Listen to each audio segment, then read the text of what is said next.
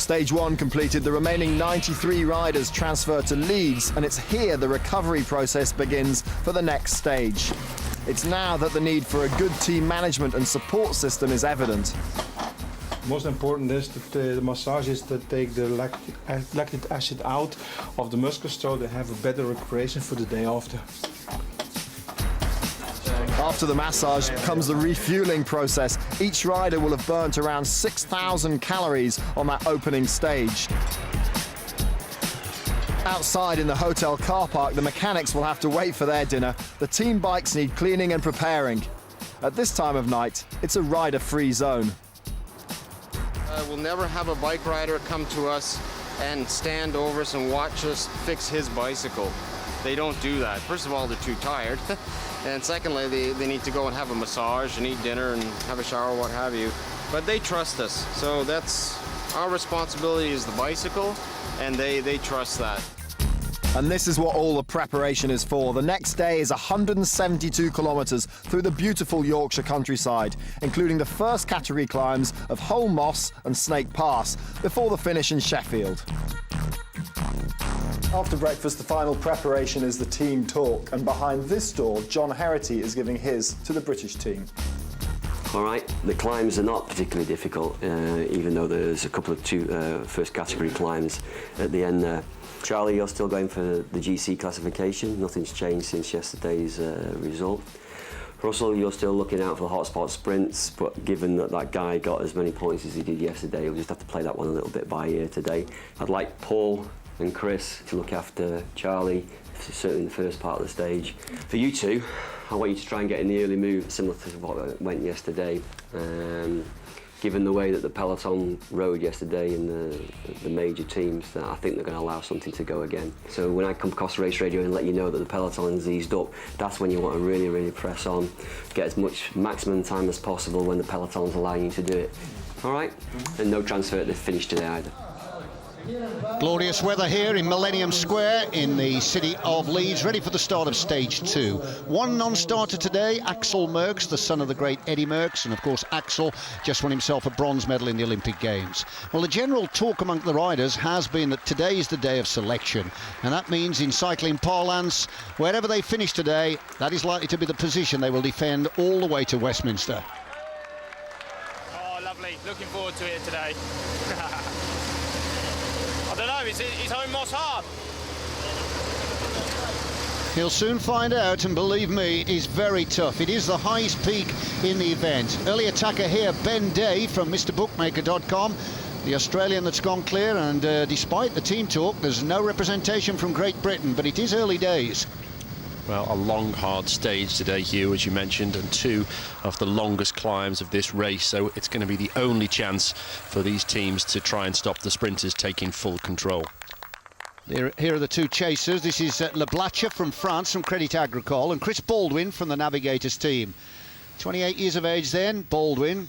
5 years a professional, comes from Colorado, former national time trial champion, but for the fella from Credit Agricole, no performances of any significance.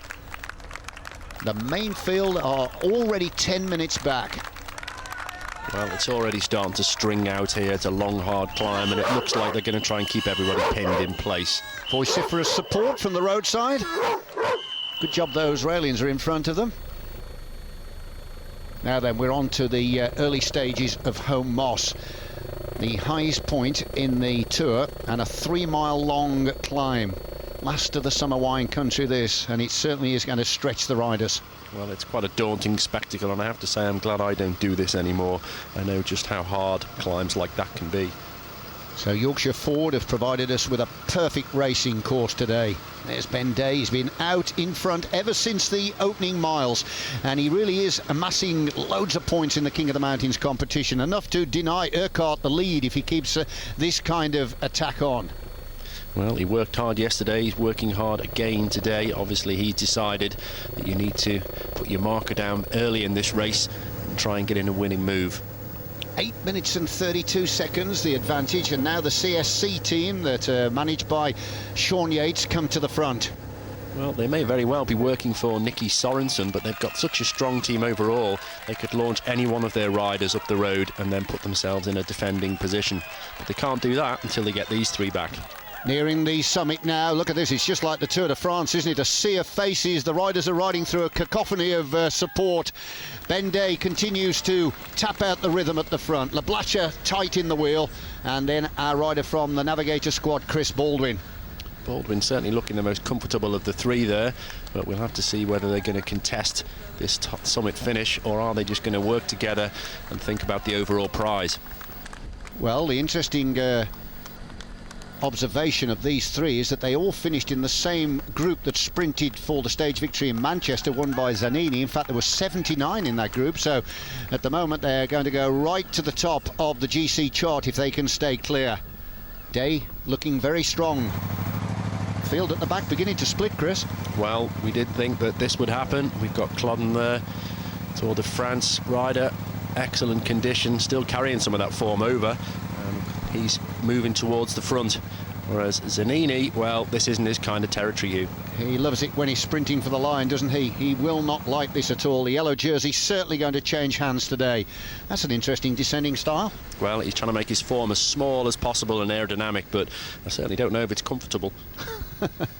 So there we are, Baldwin of the Navigators team, and from the United States leading the descent. They'll be touching something like 50 miles per hour here, so they need to be vigilant and keep the hands close to the brakes so they can feather them. And at the back, the field is beginning to split. Well, the non-sprinters of this race have got just a few short miles to make sure that they try to split this group up, leave the big sprinters at the back of the race and push on as hard as they can, gaining as much time as possible. This is Mauricio Ardila from the Chocolat de Jacques team based in Belgium. I caught a glimpse of this little Colombian on the climbs on day one, and he did impress me. And of course, the Colombians are always renowned for their climbing ability. He made that look easy. Well, he's certainly doing some damage there. In the main field, well, they're happy that the top is in sight. But for the Australian, Ben Day, he's having a field day on these climbs. There it is. 10 points again for him. Leblacher, Credit Agricole 8, and Chris Baldwin, Navigators, picking up the 6. 50 miles an hour they're descending here towards the next descent, and that is going to be Snake Pass, and that's just as long as Home Moss, but not quite as high. Well, this is the last climb of the day. We're on top of Snake Pass in the National Trust's High Peak Estate. This climb is well known to British riders, but will be new to the international professionals. There's 3.5 kilometres of uphill here to an altitude of about 500 metres, and it's a Category 1 climb. Well, here are the field coming through Glossop, and ahead is the Snake Pass. Well, look at the damage that Home Moss did. There must be no more than 30-35 riders left here, and we've still got another serious climb to come. And that, of course, is the fearful climb of Snake Pass. 3 miles long, it's about the same length as Home Moss, not quite as high, but you can see stretching out in front, and all the time it's putting heavy demands on the legs. But it looks like Leblacher of France has decided to take things into his own hands here. This is a lone attack by Leblacher. It's a little bit early to make a strike for victory in Sheffield. Well, he's certainly looking strong, but as you say, Hugh, 40 kilometres or thereabouts to go. It's an awful long way, probably well over an hour of racing to go in this terrain. So, well, he must know something that we don't, but I don't hold much for his chances. Long, rangy legs, pumping out a nice pedaling rhythm as the US Postal team now start to turn the screw, and it's Jose Luis Rubiera, a man that's working in the Tour de France flat out for Lance Armstrong. But now, of course, he has got a free rein here because there isn't any Lance Armstrong in this event. Well, if we could only see Rubiera, we'd think he was out for a cruise in the countryside, but you can see the damage behind. Nevertheless, he's got an awful long way to go. He wants to catch these two leaders. There we are, that's Day and Baldwin. Day, the man that, of course, has been picking up the maximum points in the King of the Mountains today. And in his wheel, Baldwin of the Navigators team. But meanwhile, ahead, Leblacher looks pretty good to me. He looks strong. There's no sign of weakness. Well, sometimes with the younger riders, they do get very confident. They feel good on a climb and they ride away from the others. And only when they get to the top do they actually realise that there's still quite a long way to go. So we'll see if he decides to change his tactics when he crests the summit. Well, Rubiera, 31 years of age, with a wealth of experience under the wheels, finding his second win here as he gets nearer to the top, and the groups are beginning to split here down the mountain, aren't they? They're all over the place. This is the sort out now for Sheffield. Well, for sure, one of the winners of this race will come from these front groups. Perhaps not quite enough damage being done for them to stay apart all the way to the finish, but certainly the whole peloton isn't going to be there by the time we get to the end. The zip has been pulled up. He doesn't want to get too much cold air on the chest on the descent. And this is Savoldelli, a man that won the Tour of Italy a couple of years ago. And if he links up with Rubiera, that's a powerful brace of riders that'll be chasing after the men ahead. Savoldelli, an excellent climber, but really he needed to do more damage on a hilly day like today to have a chance of overall success in a race like this. So here's the result of the climb. Leblacher gets the 10 points, Day the 8, and Baldwin the 6. And what it means now is that Ben Day is the new leader in the King of the Mountains. He'll be on the podium later in Sheffield to collect his polka dot jersey. Now, another group forming on the descent. This is certainly the selection now. Well, I think we'll see some of these smaller groups start to come back together, but as I mentioned earlier, I certainly don't think that we'll see a full peloton contest the finish.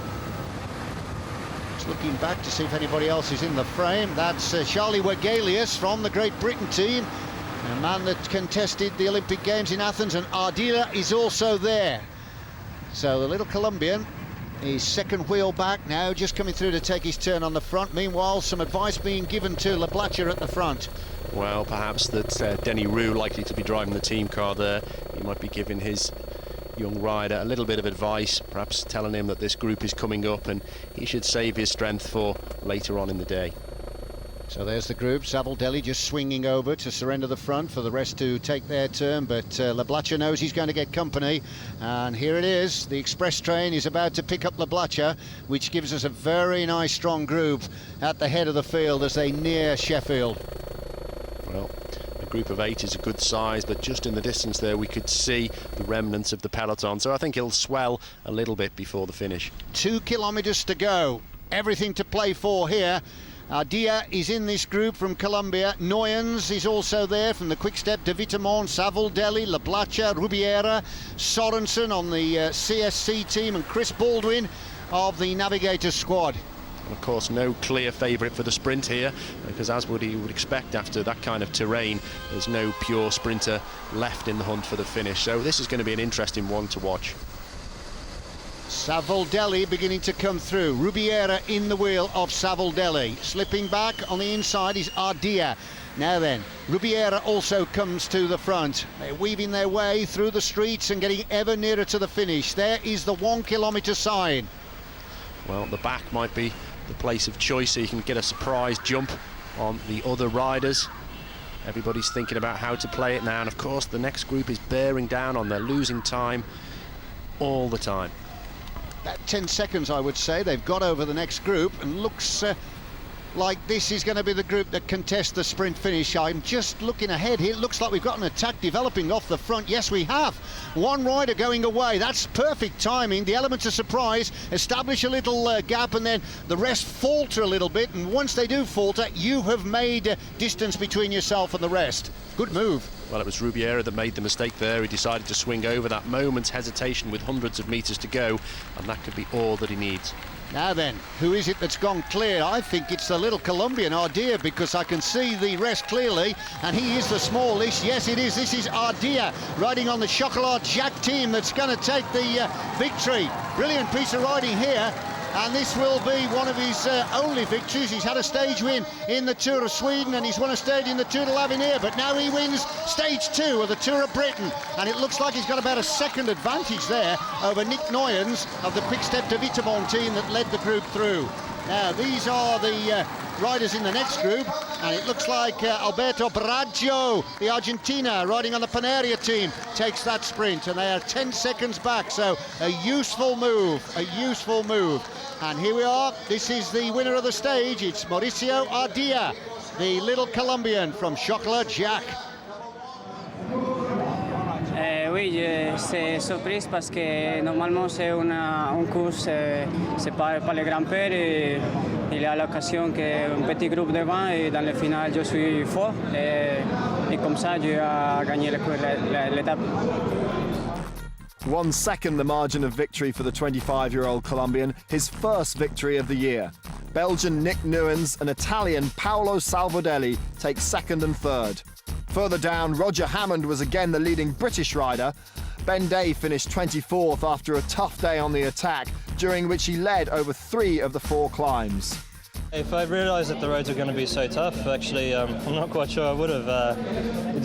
You can't really plan what to do generally, and an opportunity presented itself after 10 kilometres, and I looked around and there was nobody on my wheel, so I thought I'd just kind of get out there, get into a good rhythm, see what happens. Initially I was just thinking of trying to get over the 4 climbs and get the mountains jersey, which I've done, so I'm happy with that. And it wasn't just the last 15 kilometres or so I started cramping a little bit, and I had to let go of that front group. So unfortunately, maybe a little bit extra would have been nice, but you know, can't complain. Well, after one day in the race leader's yellow jersey, it's over for Stefano Zanini. Today, the climbs proved too difficult, and he finished 13.5 minutes behind. Bradley Wiggins finished 10 minutes later. He was cheered all the way, but post-Olympic fatigue took its toll, as it did with Australian gold medalist Graham Brown, who was among 3 riders who abandoned today. Maurizio Adila is cheered onto the podium in Sheffield as the new leader of the Tour of Britain. His margin is 5 seconds over the impressive Nick Nuyens and Eric Lablasha, with only 11 seconds separating the top 7 riders. The new King of the Mountains leader, Ben Day, is 9th, British champion Roger Hammond 13th, and the former race leader Zanini plummets to 32nd overall.